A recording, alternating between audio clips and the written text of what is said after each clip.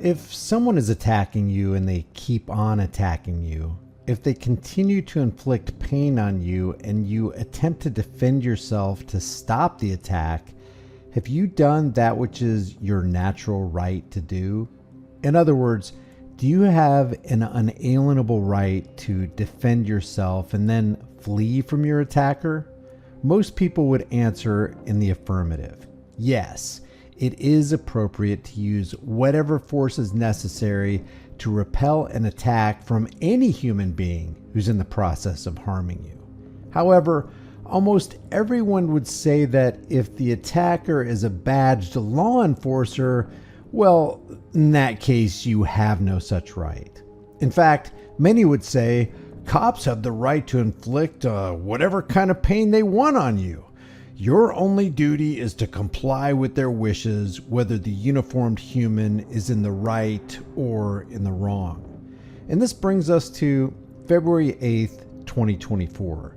This is the night Blount County Deputy Shelby Eggers conducted a traffic stop on Kenneth DeHart. Eggers activated her lights and then pulled DeHart over for swerving.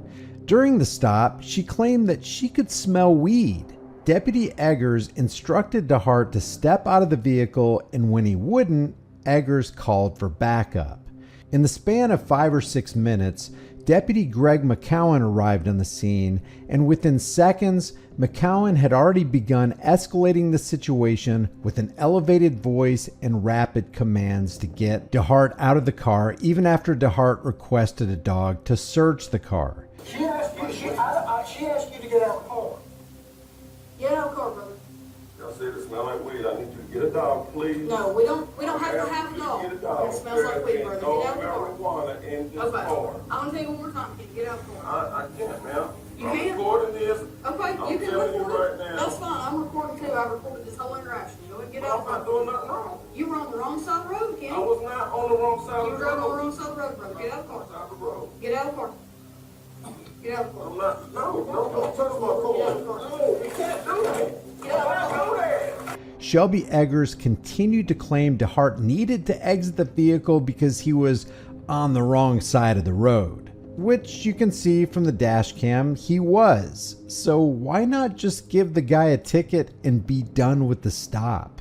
As irony would have it, while Deputy McCowan was inflicting roadside electrocution, Deputy Eggers became the victim of the tasing by getting tased herself on McCowan's third triggering of the taser.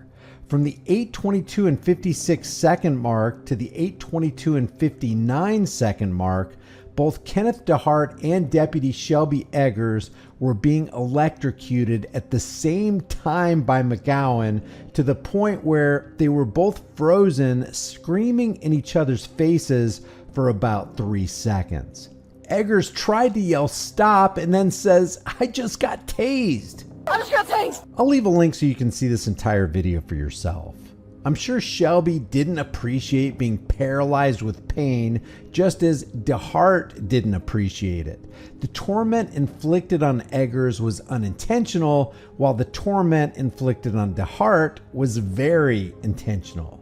As a result of the attack, it would appear that Mr. DeHart pulled out a firearm to defend himself. Now, it's important to note that while Kenneth DeHart was being tased, that's when he pulled out a gun and fired 3 shots to defend himself. And then another 2 immediately after McCowan released the taser trigger. This is Deputy Shelby Eggers on the stand explaining to DeHart's defense attorney how a taser works and how she personally reacts to being tased. Can you explain to me how a taser works, what it is, and how you operate it and what it does? So the simplest explanation I can give you is there are probes. There are 2 probes fired out the end of the taser. Those probes make contact with wherever they hit on your body with Mr. DeHart. It was chest, stomach area, and there are wires connected to those probes that send electric signals through the wires into the person's body. And it has different effects on some people than others. For me, personally, it completely incapacitates me. It incapacitates me and it hurts. It hurts, it feels like your muscles are trying to jump out of your body is the way that I would describe it. It completely incapacitates me. It incapacitates me and it hurts. It hurts, it feels like your muscles are trying to jump out of your body is the way that I would describe it. So it leaves her completely incapacitated and hurts her so bad that it feels like her muscles are trying to jump out of her body. Now, some people might say, hey, that sounds like an acceptable reason to take whatever measures you have at your disposal to escape the pain and torment being inflicted by your attacker. Basically, it's a gun-like thing that shoots these wires with the probes on the end. Yes, it's a less lethal device. Right. And if I could tell right from the video, that was used twice? 3 times. 3 times, all right.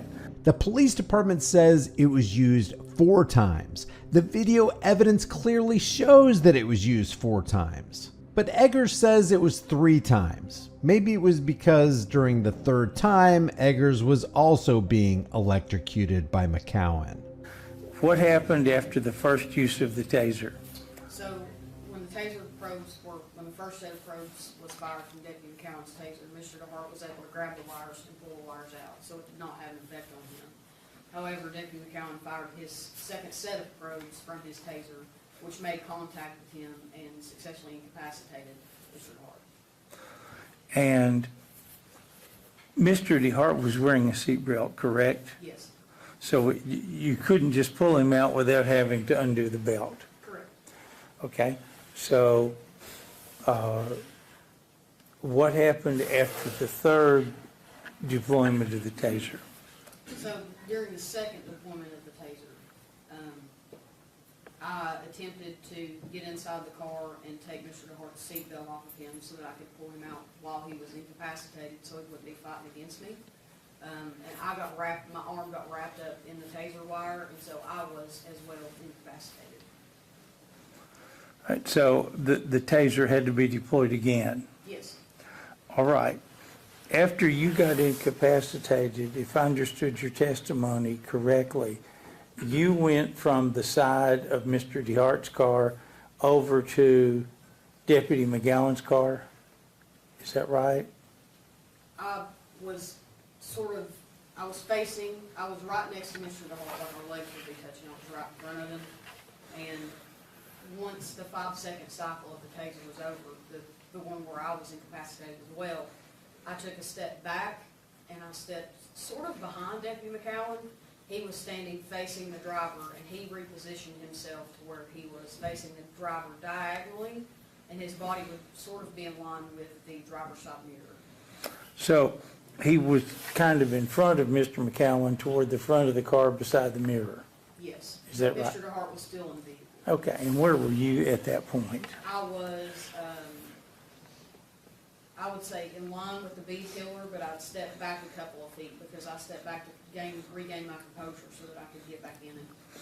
So you would have been, what, 8 or 10 feet away maybe, or something like that? Probably not even that far, maybe 4 to 5. I don't know, 4 to 5 feet from the vehicle. I understand you're just making an estimate, and this happened very fast. And did you see Mr. DeHart pull his gun out? No, sir. I heard the gunshots and I was immediately on the ground. So you don't know, you had not seen the gun before? No. And I you did don't not know see where- the gun in the vehicle. You didn't know where it came from? No. It came from inside the vehicle, but I don't know where in the vehicle it came from. Do you know how many shots were fired? I heard several in a very short period of time. It sounded like 3. Does that sound right to you, or is that not right? I believe it was 5. Okay. Do you know which shot hit you? The first one. The very first shot, right? Do you know which shot hit Deputy McGowan, or were you able to see? Was not able to see. I believe it was the second and third one, but I did not see on scene.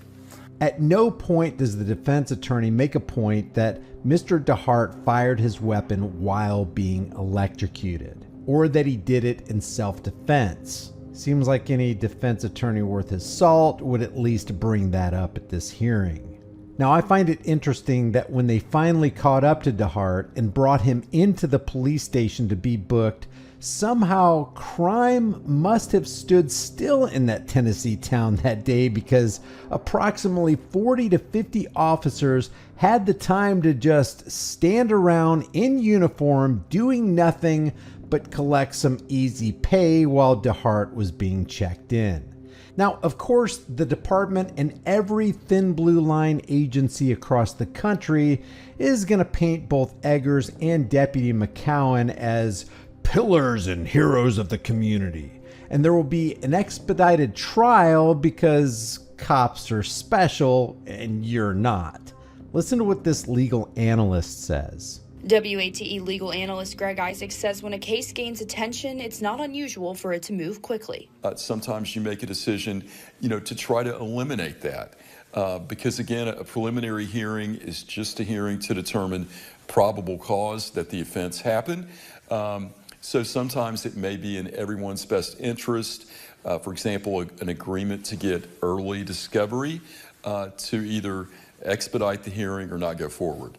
Isaac says it's rare in East Tennessee for those accused of shooting and killing law enforcement officers to proceed to trial, and it's likely it will continue to move quickly. You're going to see the prosecution really want to push this case for general deterrence, specific deterrence, because they want to make sure that they send a strong and clear message that the men and women in blue that are out there patrolling and keeping us safe, that someone thinks twice before they injure or kill one of those officers. Make no mistake, there's a translation here.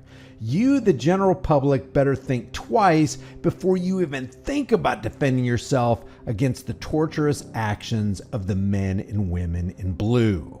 Our job is to inflict, your job is to submit.